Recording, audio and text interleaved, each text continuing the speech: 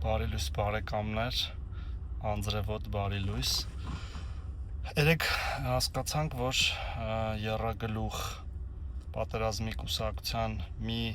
գլուխը Ծառուկյանն է լինելու, մյուս գլուխը Քոչարյանը,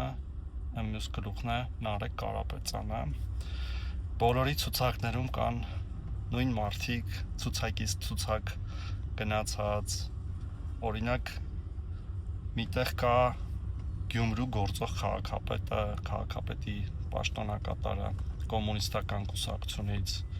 մյուս տեղում կա մյուս Գյումրու թեկնածուն Մարտուն Գրիգորյանը, Քոչարյանի մոտ կան դաշնակները, ու այս մարդիկ ուզում են Հայաստանում ըստ էության տապալել ինքնիշխանությունն ու պետականությունը։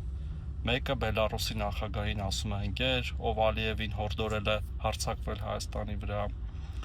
Մյուսն ասում է, որ մենք ենք մեղավոր, որ մեր վրա Ադրբեջանը հարձակվել է, Քոչարյանը։ Մյուսն էլ ընդհանրապես ոչինչ չի ասում, որտեղ իրաց փոխարեն ասում է արհեստական բանականությունը, շատ ուժեղ արհեստական բանականությունը։ Ու այդ ուժի ցուցադրության այլ դրսևորումներ մենք չենք տեսել եւ բարեբախտաբար չենք տեսնի, որտեղ ուժը ժողովրդի կամքն է եւ ուրիշ ոչինչ Հայաստանի Հանրապետությունում։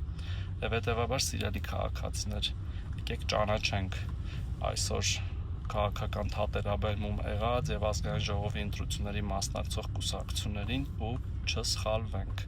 Չի կարող պատերազմի կուսակցությունը հաղթել հաստատված խաղաղությանը Հայաստանում, որտեղ մենք բոլորս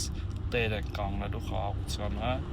տեր ենք կանգնելու ժողովրդավարությանը, տեր ենք կանգնելու ինքնիշխանությանը եւ Հայաստանի հարատև պետականությանը։ Լավ եղեք։